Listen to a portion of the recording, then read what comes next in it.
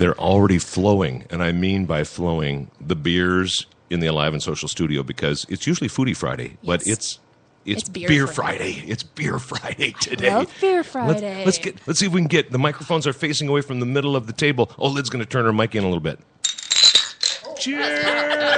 That was out of my ears. Oh my God! Hot mic. Perfect. Okay, now we're getting into that thing, and the Schvetty something's going to come up in conversation before we know it.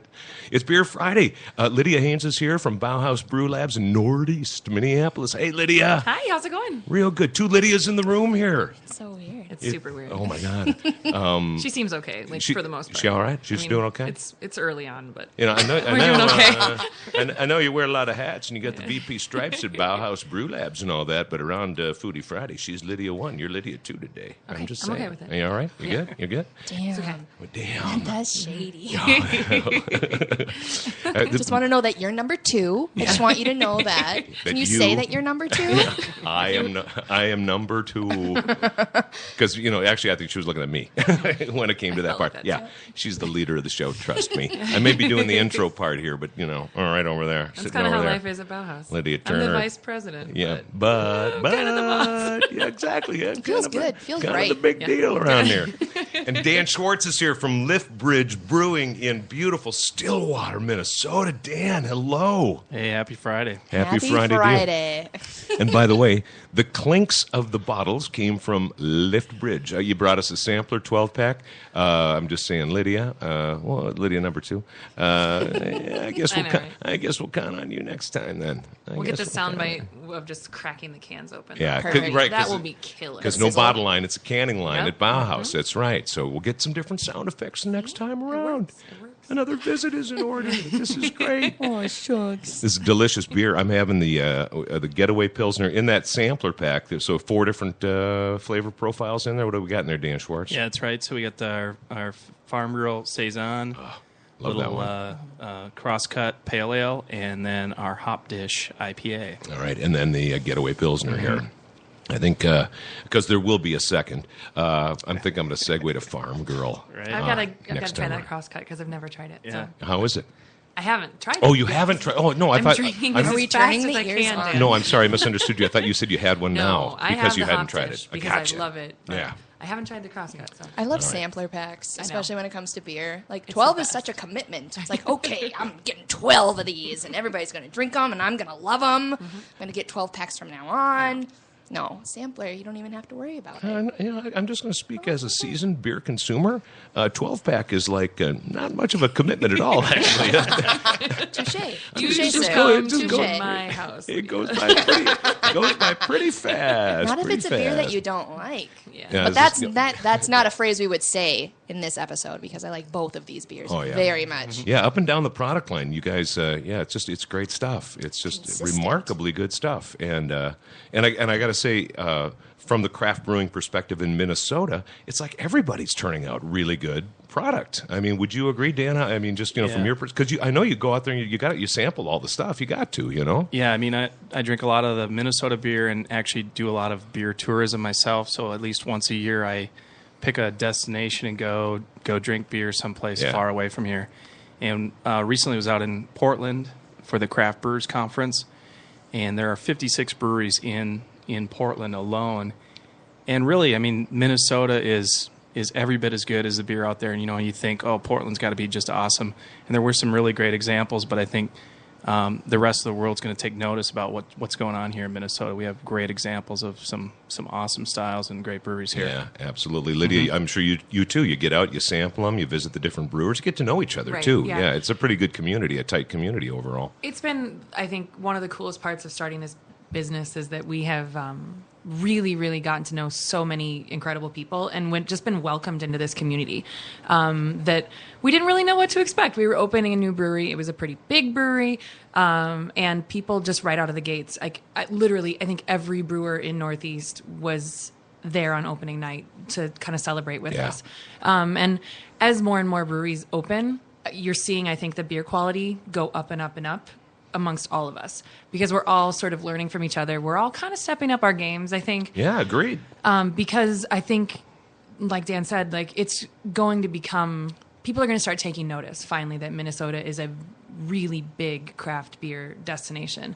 I was talking with Jace from Shells, and he said something staggering about the amount of malt that is produced in Minnesota. And it's just like, that is such an important part of the diversity of beer that we have here, like in our community. And I think that people are going to finally start standing up and taking notice. Like, wow, I should go to Minnesota and go to every brewery there. And try that, yeah, and Right. do a travel and do a journey that way. Yeah, you Right. bring up the whole Agra thing, with growing obviously the barley, but also the companies that process it and malt it here. Yep. You get RAR and others, and it's been around for a while. I Yep. mean, big companies like that. So you've got that resource kind of out your back door in a lot Right. of ways. Right. Mhm. Dan, what's the most remote place you went to for a beer vacation? And was it extremely outlandish? Like, did you go to Tahiti or something? No, I didn't go to the Pacific. However, for our 5-year anniversary, we had made a pact when we first started in the garage. Said if we made it to 5 years, we're all going to Oktoberfest. And In Munich. So we Yeah. went to Munich, and then we hit a couple of small towns out in the outskirts of.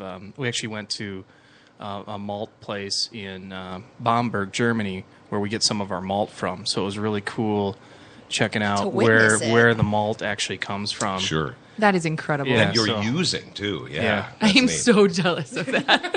Man, we loaded up the credit card. That trip. But I it was can't- that was research. That Like, deductible. I cannot imagine leaving for more than a day at this point. So, like, taking everyone, oh my God, I can't even wrap my head around it. That's amazing. Yeah, we And racked up some I'm- good phone bills and data bills too, Sure. communicating back. Yeah, right, because you still had to keep the business rolling, had to keep people doing their How thing. many people were there? How many people were you traveling with? So the 5 owners and our spouses all went.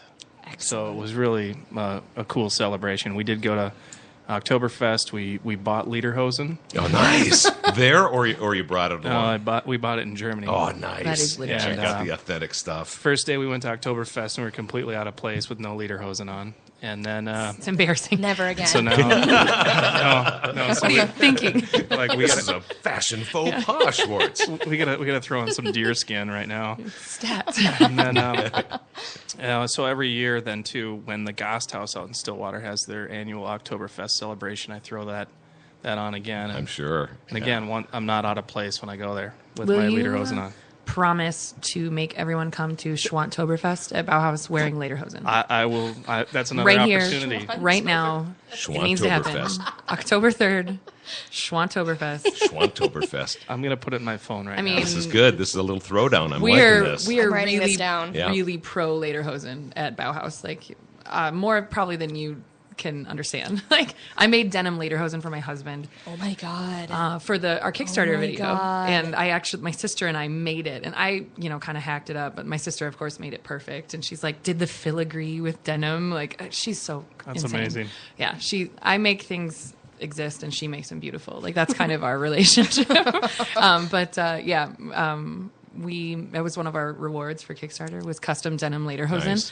Nice. And then my brother-in-law wore tuxedo hosen to Schwantoberfest last year. Like he made his own like tuxedo. He had a top hat. Like I love how all you have to do is put hose yep, on the you're end of good to something. go. Jeanderhosen. Jeanderho, right? It was a little cold. I had my long underwear hosen. We've been talking about leisure hosen for a long time. Like if you could wear like shiny tracksuit Lederhosen. Like, yes, when that you- is terry cloth. when you want to look awesome, but you want to be comfortable. Like, I wonder how forget- many of those words are going to be new words in the Webster Dictionary next just year. all of them. All of them.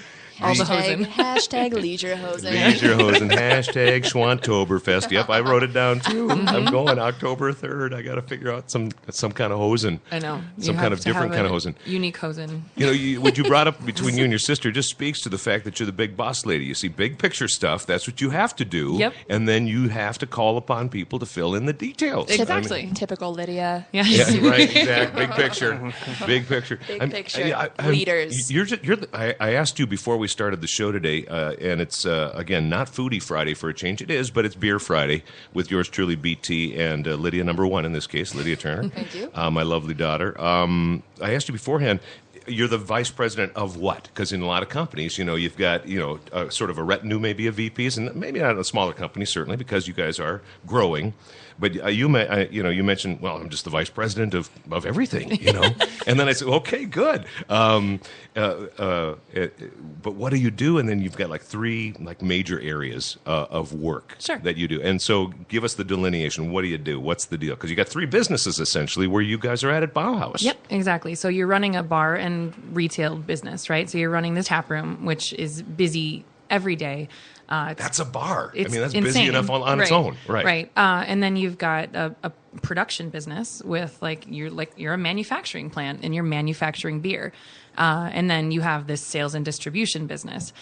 We made the choice to kind of self-distribute as long as we possibly can, and so we've been sort of reinvesting in staffing that and the vehicles that we need for it and everything that goes along with it, including cold storage, which I don't have any of. So, it's someone has to keep all those 3 things talking to each other and keep those things working together. Because if I let the sales guys just run away with the spoon, they're going to way overcommit and oversell the beer.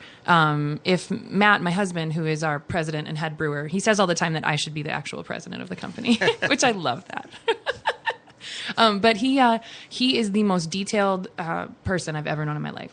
He thinks in a really linear way. He goes point by point by point and does everything perfectly. He's the kind of person who's good at everything that he does. And I am terrible at details, and I admit that completely. I'm just but I see the big picture. And, every time you make a beer, it's not just, okay, I'm going to order the ingredients and make the beer. There's 27 puzzle pieces that have to move into place in order to make that happen. Yep. The beers in front of it have to get packaged, and this has to happen, and that has to happen. I'm really good at getting those puzzle pieces to fall together and making it a priority. This is the beer we're selling the most of in cans, and this is the one we need the most kegs of. So I'm the one who's good at organizing all that stuff and telling him what to do. And then the brewers kind of execute that. Yeah. The packaging people crank it out time after time. And then, you've also got the marketing stuff too. You've got the social media, you've got making these stupid videos that we make. but they're so, that's the kind of stuff people expect. Right. So, we still have to sit around. Goofy is better. We have, someone has to drive that and make those things happen. And my brother-in-law and his wife, they kind of tag team our social media stuff. And the 3 of us coordinate on what we're going to say and when, what's the message, what we do. And they crank it out. So, I guess I'm just like the plate spinner. That's kind of, that's what I do. The old Ed Sullivan show. Right. When that guy was Exactly. Right. She's got 10 plates. Does Bauhaus Brew and Xanax go well together? I mean, do they? That's dangerous, that's not Dad. recommended? Okay, I'm just asking. I'm just, For the Family-friendly show. It's important to For ask the these most part, questions I sometimes. don't need anti-anxiety meds. Yeah. That's good. Beer is sufficient Right. at quelling that. Yeah. We also have 2 kids, and we are a family who's working together in the same space. And that's the biggest challenge, is not doing everything all the time and being able to unplug and go home and be a mom for a few hours. Most certainly. Put my kids in bed and then go back to work. That's pretty much life for us. But right that's now. the entrepreneurial world too. Exactly. You mentioned the 5-year anniversary going to Munich, Dan. So how many years has it been now? I'm trying to remember the timeline for you guys. Yeah, our 7th will be in September. Nice. So yeah. We started kind of doing some home brewing and working on the plan probably 2 or 3 years before. It took us a long time because we drank too much beer, I think, so that delayed our start date. But we launched in 2008, and it's been really fun. Did you guys? You mentioned the garage. Yeah. I mean, were you formulating when were you guys home brewers? All 5 of you then? Is that the idea? And then you just started, sharing ideas, and it started to grow. Yeah, we met, actually, most of us lived in the same neighborhood, and I started a neighborhood poker league. Okay. And so everybody bring beer, play poker, and some people would win money and some people would lose money. But How'd that work for Schwartz? I usually did okay. All right. Jim, one of my other partners, he usually took all the money, but He's your CFO, I hope, right? Yeah, he's the finance guy. He is actually. Yeah, All right, good. he is actually, which is funny. But we just worked on a bunch of recipes, found out that we all used to homebrew together, Okay. and then decided to start brewing again, and bust everything off the shelves and start brewing again. So it was really a neat collaboration. We'd usually grill something out while we're brewing and drink other beer and talk about it, and just kind of kept going crazy. And one of the guys in our group, Brad, his dad's been in the brewing business for 45 years. Where was he a brewer, or what did he do? Yeah, he was all over. He was here in town at the old Stroh's Brewery. Okay. As a brewer, somebody He was on the working production line or whatever? side. Yeah, Okay. yep. So he mainly, like towards the end, he did all the scheduling of the brews and coordinated that. And he retired from City Brewery in La Crosse. Okay. So he comes in every now and then, helps us out with some of the paperwork because he Yeah. knows all about that stuff and has a little more time. He said he'd help as much as we needed as long as it didn't disrupt his golf game. So That's sweet. yeah, And it's so really far, so good. Yeah. yeah. So we got started kind of connections through him, and we ended up by contract brewing with Flat Earth Brewery in St. Paul. So when we talk about the camaraderie, there is a lot of it's kind of crazy a brewery starting up inside of another brewery here in Right. town, and so it's pretty neat that culture exists in this industry. Yeah, it sure does. Is there an original brew that you guys still are making? What was the first one? Or does it exist, or is it no longer? Well, I mean, Farm Brew was a pretty early beer that we did. We did all kinds of stuff. That's the first one I remember. Yeah, so we did a lot of iterations on that one, and kind of how that beer came about was we were brewing just all over, Scottish ales. We'd do super hopped beers, crazy stuff, and we'd have people taste them, whatever, at these backyard parties. 150 IBUs. Right. Yeah. You're going to pucker. Your face is going to pucker. So, And you're going to like it. And you're like it. So one of my partners, Brad, his wife would be walking around with the old crinkle can of Mick Golden Light, drinking that. And, of course, he's mortified because he's going to be starting this great craft brewery, and his wife My spouse. is basically thumbs down in the beer by drinking Mick Golden. So he said... I wouldn't drink it. Yeah. No, honey, not my style. Yeah. So he said to her, honey, why don't you drink our beer? And she said, well, if you made something I liked, I would. There you go. The plot thickens. Right. So we took that challenge seriously and started working on some different styles. At the time, we were drinking a lot of Belgian beer. And we're into Saison. So we worked on that recipe, and lo and behold, more of these backyard parties and barbecues. She gave the approval, but also a lot of other people did too. It was always the first beer to go. So that was an extremely beneficial critique Absolutely. from There you her. go. Yeah, Absolutely. I love that. And not just from a female versus male perspective, although I think it probably does parse out that way by and large, a little more of the hoppy Sometimes. stuff. Yeah, I'm just saying, but also, like my gardening co-host here, Bobby Jensen, it's like, Bobby, you want a beer? Because we'll do the Lazy Gardener show with some brewskis here, too. I'm not kidding you. I'm not going to lie to you about that. But, for Bobby, it's like, no, he doesn't like hoppy beers. He's been drinking beers his whole life. It's got to be something that's lighter and just a little smoother on the palate, a Pils or something like that. So... Well, and so the beer name, she grew up on a farm in southern Minnesota, and it's a Okay. farmhouse style. So we went with Farm Brew and basically named it after her. So Yeah. That's That's great. that's how awesome. that came about. Did you guys have a brewing thing going on amongst the Schwant brothers? I mean, because you got three brothers here. You got your husband, Matt. He's the head brewer at Bauhaus. And then you got brother Mark. And he's out there working with the distribution and probably sort of filling a lot of gaps. I get Yep. the feeling with Mark. He's, it's just kind of all over the place doing a bunch of different things. And then you got your brother-in-law, Mike, and his wife, Laura. Maura. Or, Maura, excuse me. Thank you. It's like Laura with an M. That's Yep, what she yep, said to me yep. the first time. And they do a lot of the social stuff and Yep. different things, and again, probably filling in more gaps, you Yep. know. And then like we've already made very clear, you do this, you do this, you do this, you Yep. do this, you do this, you Yep. do this, and you can still borrow my shepherd's crook if you want to. I'm just gonna knock them around a little bit. But between the Schwant boys, all growing up in the western suburbs, Armstrong High School area, all Go that. Falcons. Yeah, what's that? The Falcons. Go Falcons. Go Falcons. Making music and all that kind of stuff. Sure. But did they have a brew thing? Were the brothers doing the craft brewing thing? Right. I mean, excuse me, the home brewing thing, Right. It's kind of actually a running joke that we have because every time someone writes something in press, they always say, like, the Schwant brothers and their brewery. And I'm sitting here like, Hey, okay. So, hey, Haynes is over yeah, here. exactly. Too, huh? So there's more non-Schwants than there are Schwants that own this brewery. Non-Schwants. It's a bunch of I got a new non-Schwants. band. I got a band. 4 non-Schwants. Right. That's amazing, right? That's amazing. So my dad and Matt have been actually brewing together for 10 years. Okay. So my dad and Matt have kind of this like Walter White and Jesse Pinkman relationship. And I guess Matt's more the Walter White because my dad's like the nicest guy I'll ever meet in the world. So is Matt, but yeah, anyway. But let's make Right. it clear. Matt's more of the Walter. Yeah, he's more the Mr. White. So my dad is one of these people who's just done everything in life. Like he was a high school chemistry teacher, so that's where the Breaking Bad jokes always come funny. from. The plot thickens. Yes, it Right, does. exactly. He was a volunteer ski lift operator and an assistant janitor and like a milkman. Like he's done everything.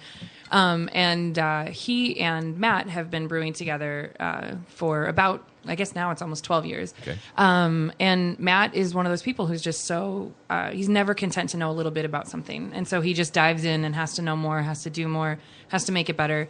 And my dad kind of gave him the tools to do that. Like, here's how we can take a super scientific approach to this. Here's how we can really like make this perfect and tweak each beer every time we brew it to get the exact thing that we need. Because that level of consistency Exactly. is the hallmark of any business. Exactly, Any exactly. production business especially, and then Right. more than anything else, a brewing Right. operation. So my dad is, he's always been the assistant brewer and the one kind of like behind the scenes making it happen. But he's That's cool. also the one he's sort of the driving force and like the spirit behind it all. Like we throw the word Gemütlichkeit out all the time, which Yeah. is like this German term that just means like familial and togetherness and awesomeness and frivolity and having fun and enjoying being each other's together company with the Yep. people that you love Yep. and the contentment that comes from that. And that is how he has lived his life, like to a T, and why we're doing what we're doing. And he's the one who's constantly reminding all of us, hey, we did this for a reason. Like we need to be together and have fun doing this. And That's I know cool. it's stressful, but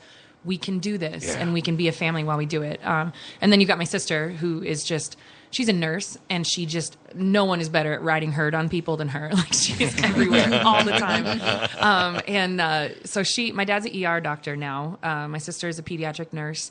And so both of them, every time they have a minute off, they're at the brewery. My sister's kegging or running the canning line or doing something. I got to step back a second. I know, right? So a chemistry teacher, assistant janitor, chairlift operator, Yep. brewer guy, and then she threw it in so casually. Yeah, And my dad's an ER doctor now. not a big That's what I mean. deal. What the?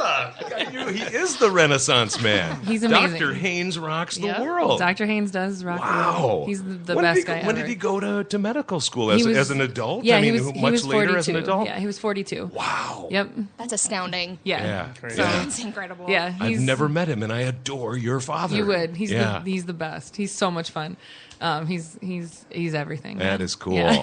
He's a great Super guy. cool. So it was more those two, Yeah. Yep. more Brewing of that side by sort of side. thing. And so we sort of all kind of came together and said, yes, we should do this. My mom is the one who's just pushing Matt out the door. Like, get out there, do this. Stop being a lawyer. This is terrible. Like, you're Yeah. unhappy. Let's do this. And so he kind of took the leap, and we recruited everyone else to help us pull it off. Yeah. So Did Brother Matt do new music with the other brothers too? he's not a monk. Okay. He's not, just kidding. Brother Matt. Brother Matt and I lived in Nashville. That's where we met. But it's funny that our parents live 5 minutes apart. Yeah. In Minneapolis. It's so funny. So we met in Nashville, and he was a musician. So was I, and that's kind of how we came together. And he's the oldest brother. He's a few years older than his others, and so they kind of started doing music too, but they were always doing it together. Yeah, okay. So when we moved back here about 10 years ago, he started, we would go to their shows and were super supportive, and then they decided that they just wanted to start a cover band together just to do something really fun. So they play in a cover band, Viva Knievel. Viva Knievel, And yeah. it's not making music for any other reason, but just to have a dance party and have a great time. It's like all of the best musicians I've ever known coming together just for fun Nice. and money. No, I'm just kidding. And to wear American flag-oriented Just clothing. be super patriotic. Yeah. Especially Mark. I mean, Oh, that's become like his wearables His thing go-to. now. Yeah, he's got one Garanimable. It's just the American Eagle. All of his Thank clothes you just for have the that. American Eagle, and then he can just match them up all the time, and he does Yep. because the hat matches Perfect. the shirt and the underwear, I'm sure, and just whatever. The socks.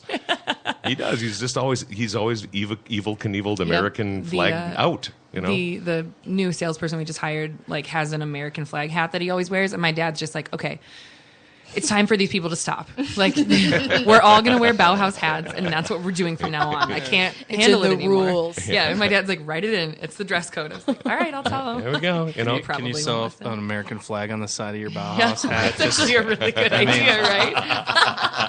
That'll keep all those guys happy. Yeah. This is like, it's a perfect compromise. and I can hear Dr. Haynes. You Yeah. did that just to piss me off, didn't you? Didn't you? This has to stop. But I love it. Has Your to dad stop. can say that to you because, and then you can put in the rules because you're the HR person too. Yep. I just finally started. Matt and I started writing an employee handbook because There you it's go. we're almost a year in. We don't have You better have something. Yeah. one. Sorry, I just snorted. It was great. I we- snort. I snort too. Yeah, I See? just get really. I'm so ridiculous. Something that I really love about taproom culture is the camaraderie that you feel when you go in and you work in a tap room and you work with the brewers and you have these intimate details that you know about each beer. Mm-hmm. You have the selling points and you know how it tastes and everybody's everyone else's friend. It's the only environment that I've been in where it's like I like everyone that I work with, every single person, pretty immensely. Yeah, it's pretty fun. But there's this level of pretension that also comes with taproom culture, and not as far as people that work there, but as far as consumers coming in and being present and just kind of being there to be there. Yeah. How is there some brewers out there that are similar to that, where it's like, oh, you can really get these notes and just get way too into it, and it makes She's totally it so trying exclusive. to get us to talk smack. Do you hear that? A Like little. she's trying to get me to A bad rap little. somebody. I'm not trying to bad rap. Here's the thing. No, I'm just kidding. No, but like mostly consumers. How do you deal with that on a daily basis? Because there are people that come into the tap room that insist on that this is factual about this one particular beer, and it's like that's not true. Yeah, because the world of wine snobbery is Oh, certainly yeah. making its way into No, beer everyone's snobbery. an expert. Yeah. Everybody is an expert on everything. Yeah. You know, I don't know. We always say that the only thing we really take seriously is the beer, and we're really proud of the beer that we make. And it gets better with every single batch. It gets better and better and better and more consistent. And you can't control what people think when they drink it, so we just try to help everybody have a really good time and help them check that at the door, like leave that Good pretension answer. at the Yep. door. Like we were going to crank the 90s R&B, and if you're going to be dancing to Destiny's Child, and you're going to forget that you were trying to critique this beer, and you know, like you can't control what people say or do after the fact. But Lydia, of all the other brewers out there, who's the biggest snob? I mean, There's this guy named Dan. She's gonna and say he, me. I can't think of a single one of them that I no, don't I would agree. genuinely like. I've doing the foodie narrative in my professional world for so many years now, and then doing this show as Lydia and I have for a stretch here. You get to meet a lot of people, and you get to meet a lot of, for me, a lot of chefs, a lot of restaurant owners, and a lot of brewers and people in the brewing world and in the spirits world and just all of the hospitality stuff.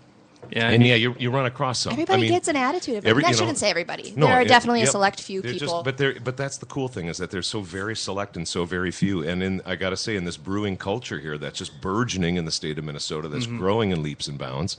God, I'm just because I'd step up and say something right now if I could even think of one that I thought was. I'll say this, and he and I have been pals for years.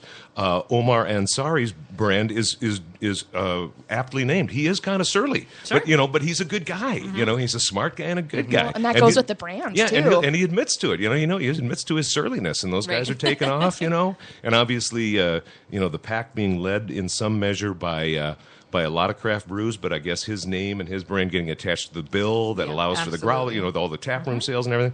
But I'm only bringing up that because that's the name of his brand.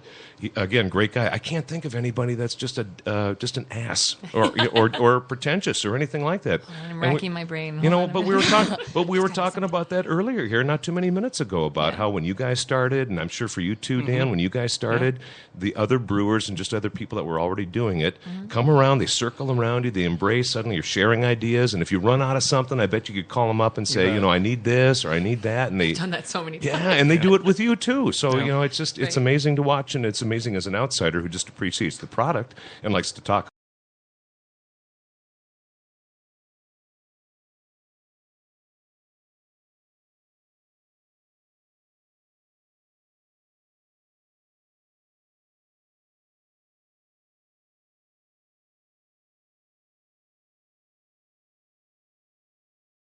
about what you do and the people like you that do it. But it's just a great thing to observe because you don't see that in a lot of industries. You see a lot of backstabbing, and you just see a lot of that, Bad talking. thievery and bad talking and trash talking, and some of them, the people that do it and those that are the receivers of it, are deserving of it. But man, I just can't think of anybody in the craft beer world that. We'll rack our Right. brains for the next few minutes that we're doing the show. If we come up with one, we'll say it. Don't hurt yourself. I'm thinking we'll just say it. What did Sam from Dogfish Head say? Yeah, he said it's a famous quote that he did. He said the brewing industry is 99% a-hole free. I don't know how family friendly this is, but I love that. Yeah, there you go. censored that. Yeah. and, that works. and so the nice thing is right now we have less than 100 breweries, so I think we should just maybe stop at 99% and then just never get that one person. That's amazing. and I can see it right now. The 100th brewer. Oh, that guy's such a. Got 99 breweries. Have yourself an ice cold asshole beer. They're gonna name it that way. I can tell it's coming. Oh no. No, it's I like called Damien at Summit the other day because I was out of the pack techers that I needed for my 6-packs, and they weren't coming for another day. But I was packing beer, and he was like, "Come on by," and I drove over to Summit and picked up 3 boxes, and we were good to go. Like, He had them. Yep, and let you have them. Moreover, absolutely, let you have them. I'm gonna bring him back tomorrow. Like, There you go. We're at the halfway point on our show. It's just rocking. Good to have you guys here. Lydia Haynes, the vice president of everything at Bauhaus Brew Labs. Dan Schwartz, leave it co-founder and CEO of Liftbridge Brewing in Stillwater.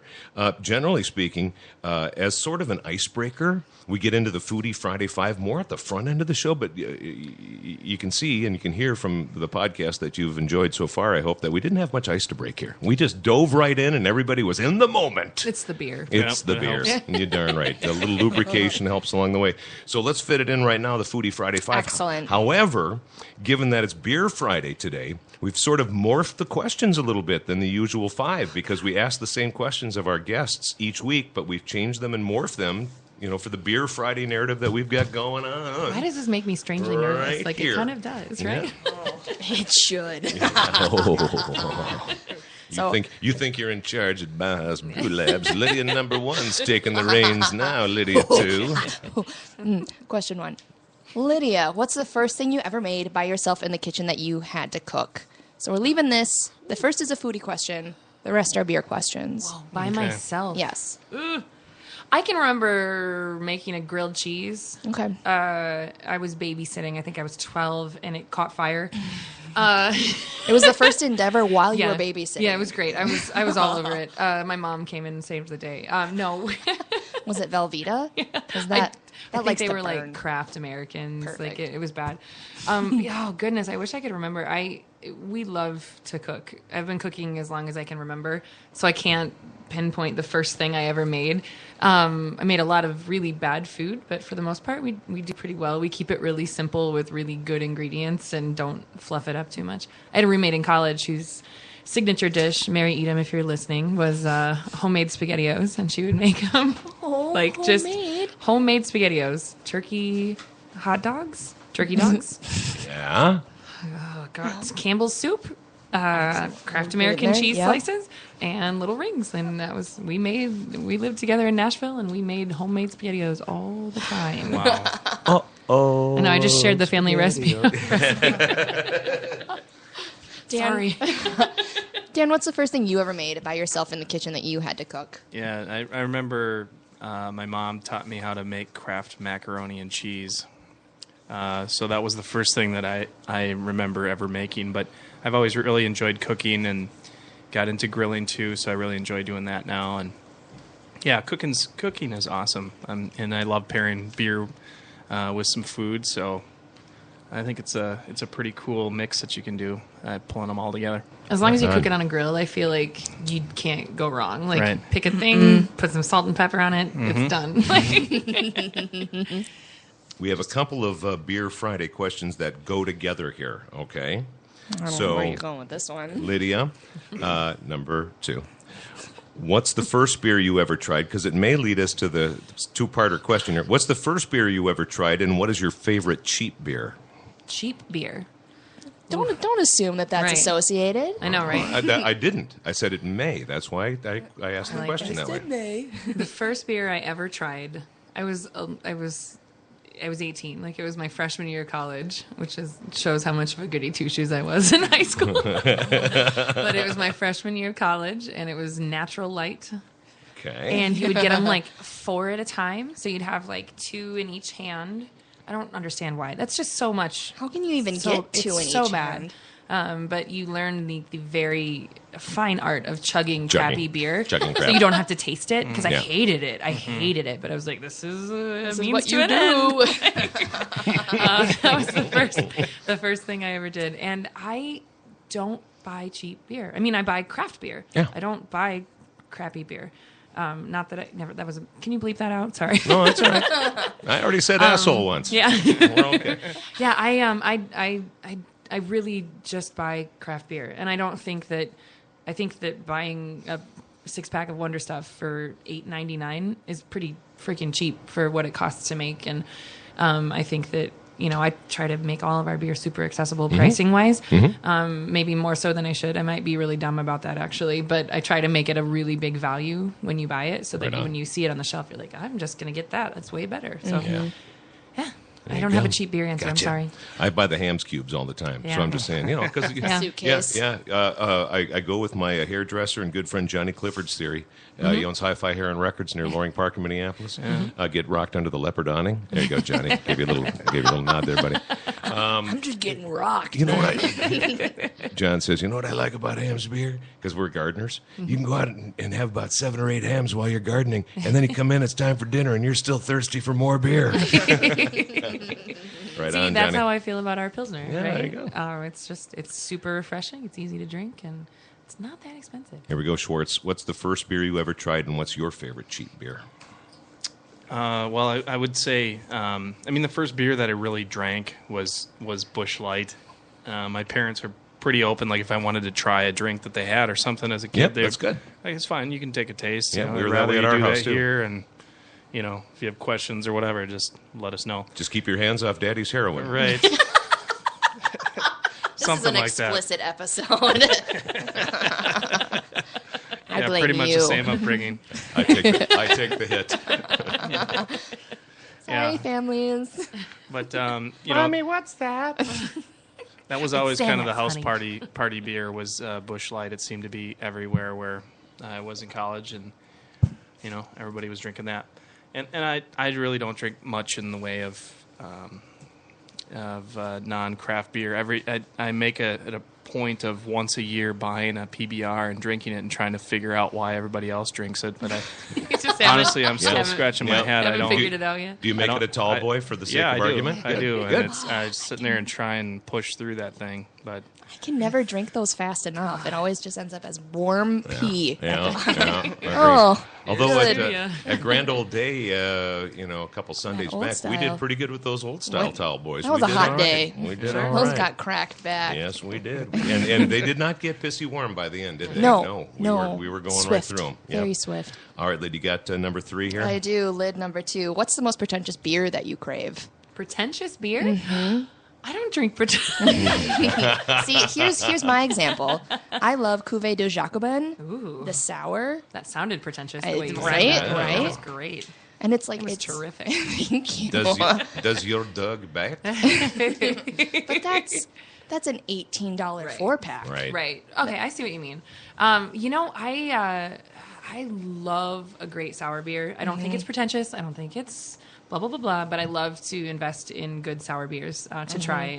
And we haven't taken a crack at them because I just feel like so many people are doing them so well. I don't want to do anything half-assed. I don't Yep. want to. I don't know. But yeah. I feel like every time Schell's comes out with a Noble Star, I jump on it. I'm so excited about it.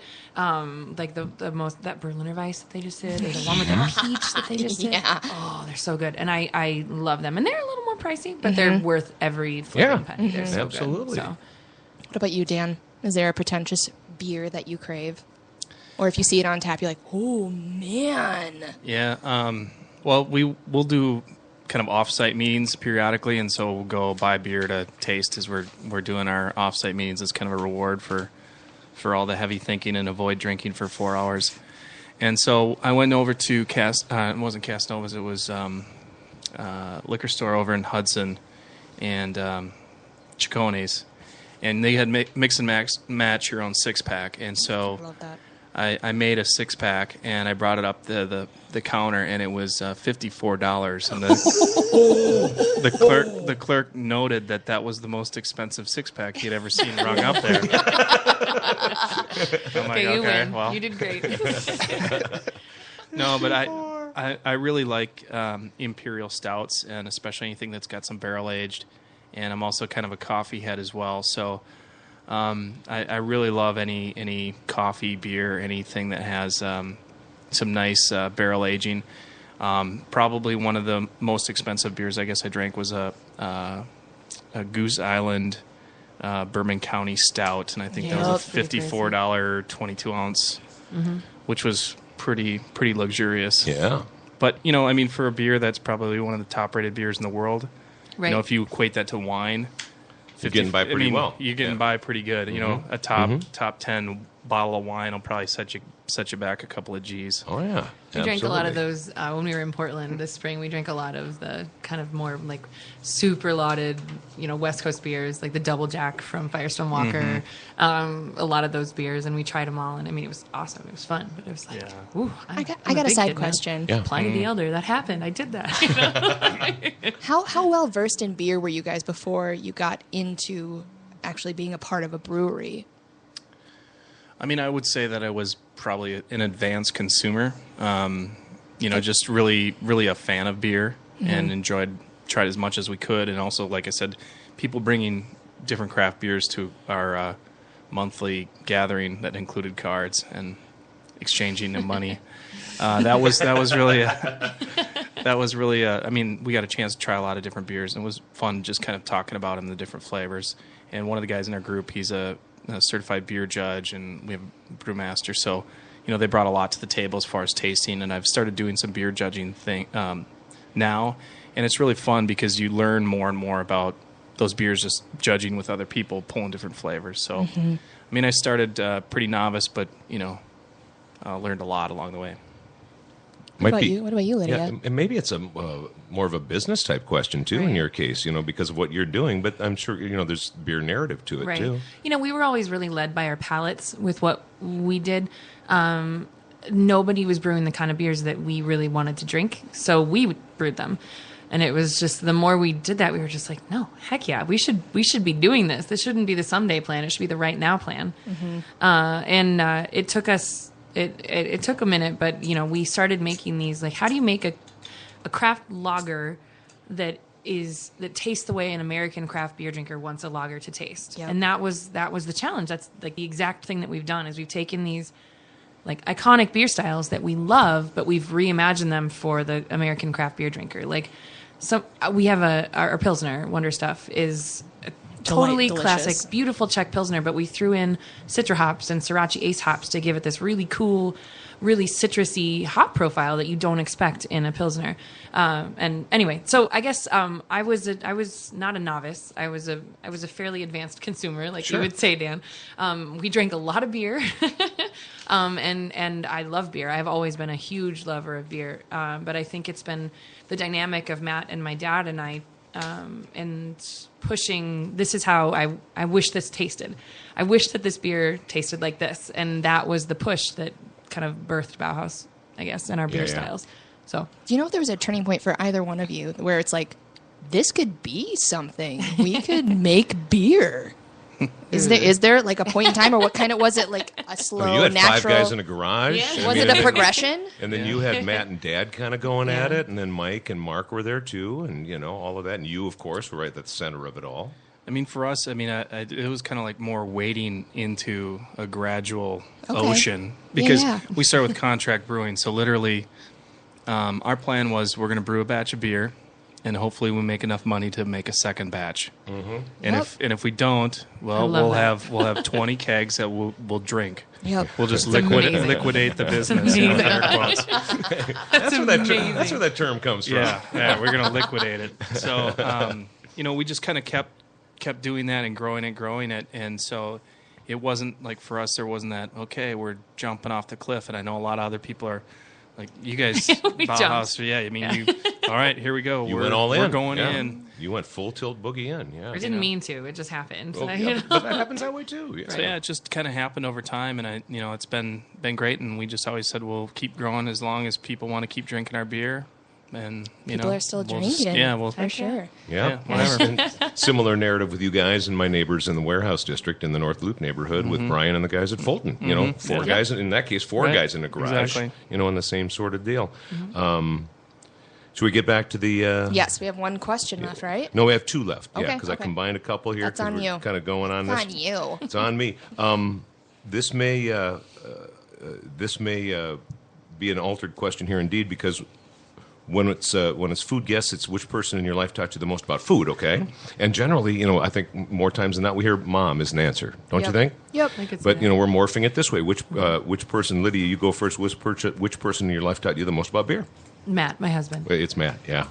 He never stops talking about beer. Like it's another one of those running jokes that we have. No, he is an encyclopedia of beer and beer styles, and his handle that he has on recipes, on different, just how to produce different things and make them different ways. What's happening in his head is pretty insane. So if you ask him a very simple question, you get an incredibly detailed answer from him. And it's like this, we've always joked about that, but he loves beer. He loves to talk about it. He loves to drink it. He loves to experience it. He loves the camaraderie that comes along with it. And I mean, I guess we've learned a lot together. We've been married for 10 years next month. And so we've come a really long way together with that. But, he's always been like leading the way, and he's always, there's always more to learn. And I take his lead on that because he is just constantly trying to acquire more knowledge and try new things. And I could be just like, I'm good right now. I'm good. But he's just constantly pressing forward, and I love that about him. I get it. It's Apollo hops. I get it. I get it. Like it's an incredible thing about him. This just tireless search for more. How about you, Schwartzy? Which person in your life taught you the most about beer? Yeah, it's definitely got to be Matt Hall. I mean, I was kind of at a point in my life where I felt like I knew a lot about beer, and then he joined our team as brewmaster, and I'm like, I just know the tip of the iceberg, and that's it. So really learned a ton about really the deep science on brewing, and he's journeyed all the way from Minnesota to Wisconsin to Hawaii to California and back. And just kind of hearing about all the stories and things that he's been exposed to, I could just sit and listen to him all day long. So it's been fascinating. So much of a comparison, I think, to the brewing world and not so much the food world, like the chefs that we have on and things like that, because that's, in my mind's eye, and it's not to diminish the art that you guys do, but that's more of an artistic thing where you can, if a brush stroke goes wrong on a canvas, you can fix it through the art of your brush stroke, and that's You what can't do chefs that do. with beer. Exactly, and so I'm making the comparison between what you guys do and what bakers do, because it really is science. I mean, this is chemistry and science on a serious level, and if it's a 37-part process and part 3 goes wrong, but you don't discover it until part 26, the whole batch is done. Yeah, and you're done. Yeah, right. You know it. Yeah. Getting stressed and you out. start Yeah. all, Right now. and you start all over again. Yeah, It is, like you said, it's all or nothing. You're all in. It's if you have to dump out a 60-barrel batch of beer, it's incredibly costly. Yeah. And It's sad. heartbreaking. Heartbreaking. That's a liquidate I don't want to Yeah, experience. that's not the good kind of liquidate. Yeah. That's dumping Right. down the drain. and Do you ever it force sucks. yourself to drink it? Is it like, it's fine. It'll be fine. What if we age it? Yeah, I mean, we could use it to cook. Yeah, it's only happened a couple times, and it was right back to back at the same exact time. We became aware of it like before it became a problem like publicly, but it was just like Or a systemic what thing. Yeah. just happened, and it was, it's a learning curve. All of this is a learning curve, and we're not even a year old yet, and you learn every day in what you're doing. So, and you have to just especially when you're a family doing this, you got to just be in it together. You got to love each other, and you got to be like, we're going to be okay. Yeah. Long game. Think about it. Big picture. Right. Before Lydia gives you guys the final question, it's a two-parter. It's the food one. You see where I'm going Yep, with this? yep. I jumped in too quickly, Lydia, because Lydia 1 here asked, about tipping points, and Dan sort of gave us an answer for you guys. What Ooh, yeah. what was the tipping point? You're formulating, you're working on this. Sure. Matt and Dad are in on it. You're in on it. The brothers are there. It's all thing. What was that tip for you guys? So, I mentioned earlier that my mom was sort of the impetus to Matt, like, taking that leap. But Because he's an attorney. right. Yeah. What And kind of law was he practicing? so he went to law school shortly after we got married. Spent 3 years trying to get the lawyer job, the job, Yeah. that would pay off your student loans and give you a life that you would live. And he was all the time brewing, and it was always the someday dream. We're going to do this someday, because he's so talented. He's amazing. But it was always, we're going to do this someday, like when it's safe to do it, when we can't wait it. Like, we had to do it when it was safe. But yeah, he was so unhappy when he finally got the job that it was like, screw this. Yeah. Like, I'm not doing this anymore. Yeah. So it was just, let's do something together. Let's be together with our family, with our kids. Work should be play and life should be celebration. And that's where Bauhaus came from. Let's do this. That's fantastic. Yeah. Good on you. That was Good it. on you. And all those, everything you learned in school applies to this day. I Sure. mean, he's not. Oh, my God, yeah. I mean, he's not maybe doing a lot of the day-to-day stuff. You should but see that employee handbook. Well, You yeah. should see that employee handbook. That is nice. There ain't a damn contract Yeah. going across my desk that Matt hasn't looked at and said is okay on. But I bet, right? I mean, It's I don't know if he intense. studied Lawyer Matt contract wrote law, it. but he knows the lawyer stuff, right? Lawyer Matt wrote the employee Yeah, manual. there you go. Another Lawyer edit. Matt. Another edit. Thank love you. We did need that. Did You're we right. have to have so many? Does there have to be so many vis-a-vis in here? It's like, this could up to and including termination. Yeah. I read that line so many, up to and including termination. I think that happened like 75 times in that employee handbook. It's like, honey, this is not sending a good message. Can we change this a little bit? Until you're gone. Up to and including termination. Oh my! Last question. Lydia, what's your favorite, what's your go-to hangover food? Okay, the other day, it was Art of World Week. The best thing happened ever, right? Okay, Saturday, we were all so exhausted at the end of the day after Art of World. But we couldn't stop hanging out. We were so like, what just happened? So we're all there behind the bar until 3 a.m, just hanging out together, just enjoying life. And so Sunday, we all come in and we have one more day, and we're just like, oh. Oh, my head is hard to swirl. Yeah, exactly. Butcher Salt, the food truck, was there. And it was They are just awesome. hash browns, bacon, pepper jack cheese, and an egg on top. There you go, baby. Covered in Frank's, and you're good for the entirety of when you're eating it, and then Yeah. you're just like, I'm hungover again. But I think that was like it's got to have eggs. It's like with a totally runny yolk, like Yep. barely cooked, and it's Yeah. got to have hot sauce, or Yep. there's no point in it. Yeah. But Dan, what's your I'm hungry favorite? already. I know, right? What's your favorite, Dan? Well, I would say that number one, whatever I'm going to have is going to be accompanied with a Bloody Mary and a Perfect. beer bag. First of all. Absolutely. So just that. But then I'm a big fan of huevos rancheros. So yeah, like you said, you got to have eggs and you got to have a little spice, I think, to kind of help. Have you had them at the Get you going. Kenwood? I have not. Go No. right now. Leave. Go. Like, Donnie Saunders. oh my god, yeah. the best huevos rancheros I've ever had in my entire life. But the whole potato and egg thing, you got to have that just- carb it's base everything. going Yeah. on. You got to get the protein in there. Little the It's got runniness. harissa on it. Little It's grease. just Little it's grease. everything. It's so go. I'm not even kidding. I'm no going. excuses. Tomorrow, Saturday morning. The urgency in the Big Boss Lady's voice was so prominent that I'm thinking we might have to close down Right. Yeah, Foodie, seriously. Foodie Friday, Beer Friday right now. I need huevos. Lydia 1, Lydia 2 just gave me the look. I don't know what to do.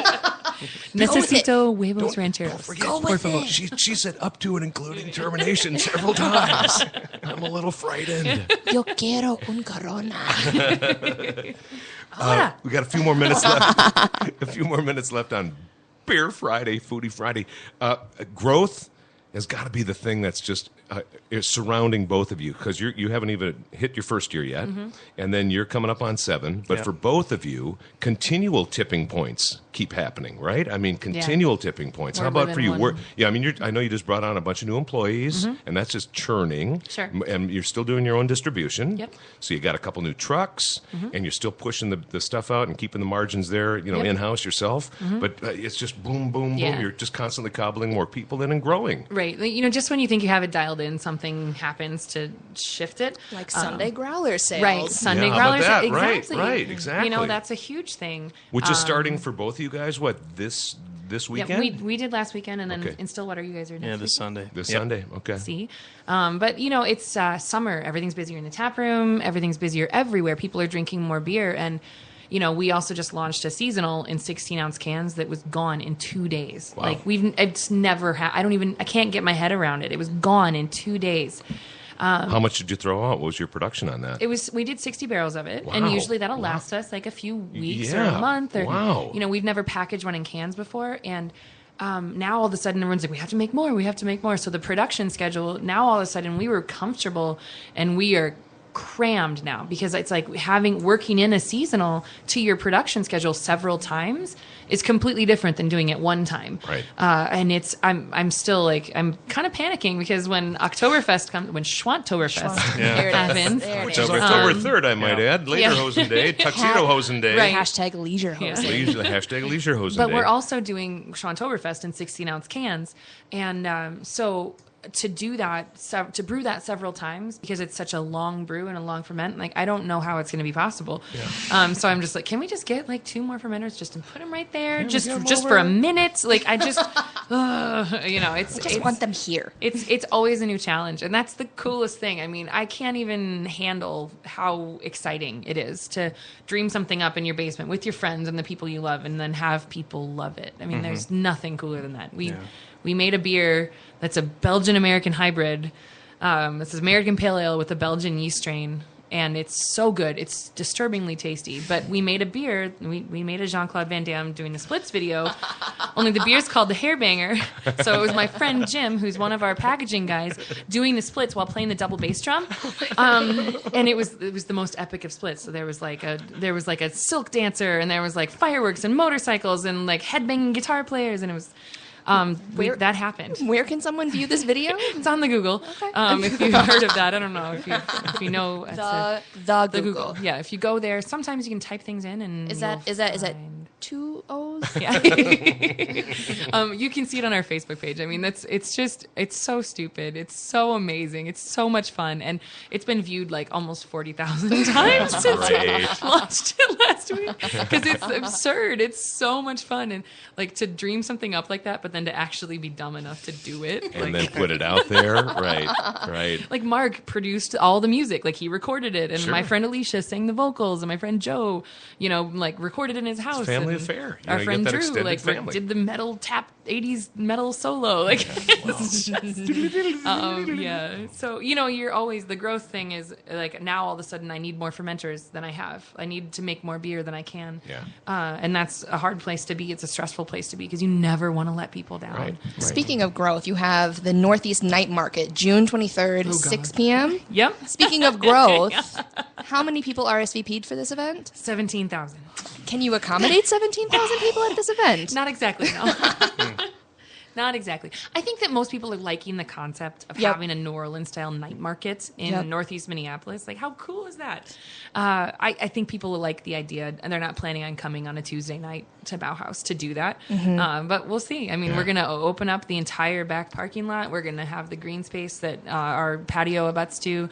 There's going to be stilt walkers and caricature artists and balloon artists and jazz players roaming around just playing jazz music. Like, it's going to be cool. That's It's going to be sweet. really, really fun. And Very so sweet. many local artists that I think there's 30 crafters and artists who are going to come, and like everything's going to be super affordable. And this is super the idea, is to economical. come there and buy art. Yeah. I mean, that's the real idea Yeah. here. So, support these Yeah, artists. you know, giving Yeah. them a venue and giving them a place that they can actually, you know, sell their art. And Nice. I mean, that's what Bauhaus is all about, is Yeah. bringing these different kinds of art under one roof. That was what the Bauhaus School did. Different spheres of creativity. Just putting it together. Yeah. Making a big weird fest. Like, We got a couple more minutes left. Dan, growth issues and just ideas and concepts. 7 years in for Yeah. you guys. So I mean, your challenges are similar in some ways, but Sure. different than what's going on with Lydia and her crew. Yeah, I mean, we started out self-distributing and went through that for 4 years, and then transitioned our distribution to wholesalers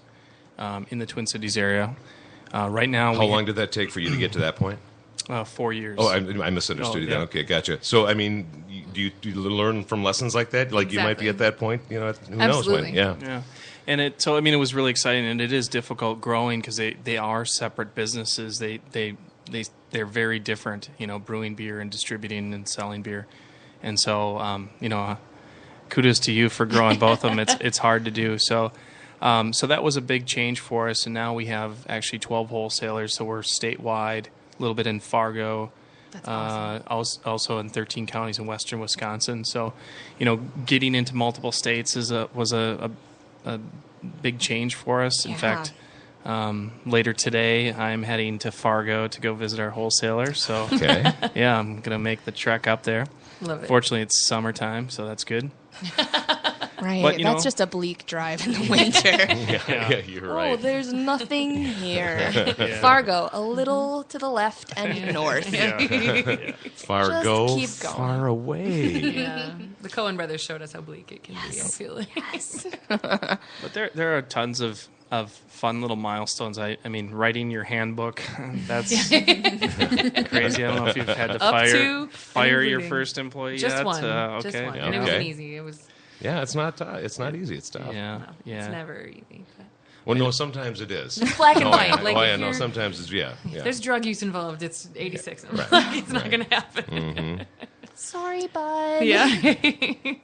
But it was fun. I mean, it was really fun opening the tap room because when we started too, there were no tap room Yeah. laws. There weren't any, so we were one of the first in the state to open, and it was pretty cool to all of a sudden have people be able to come to the brewery and see them. buy your beer and Yeah. see the tanks and just experience the whole thing. So, I mean, it was fun because at the time when we started, there were 17 breweries, and now there's over 78 breweries in Minnesota. So Yep. it's pretty exciting. Whoa. So it's really cool. 99, though. That's Yeah. the cutoff. Right. No more. No more. Because after I'm not going to say the word again. We don't want number 100 No. coming too soon. I feel like that'll probably happen next year, though. Probably will. I think you're Yeah, right. Yeah. Yeah. the growth- 99 breweries and one stinker Yeah. is not one. The bell curve really is still escalating that hugely. Yep. And so I think you're right. Yeah, we'll probably see that happening, within the next year. We have a long way to go before we get to where, like, Boulder and, Portland are Yeah. as far as breweries per capita. But we've got room. Well, and this is the state that has that heritage too. Yep, I mean, exactly. certainly it was here once before. Yep. And it's on its way to being here again. It's Lydia, right next to Wisconsin. Yeah. They drink so much beer over there. and they got their own It's thing not going even on there funny. too. Yeah. What a treat! This has been as fun a Foodie Friday as we've had in a long time. Really, thanks, Lydia. Yeah, thank you guys. Lydia This is Haynes, awesome. Vice President of everything at Bauhaus Brew Labs. It's my new business That's card right. title.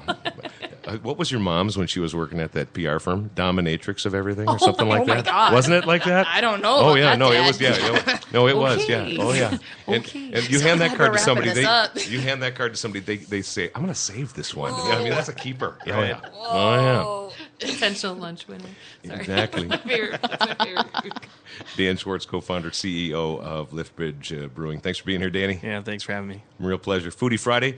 What's our catchphrase here, Lydia? New Foodie Friday, coming in hot, always fresh, and never stale. Never, ever, Ever. Especially when it comes to that beer. never. Keep it fresh. We'll see you next week.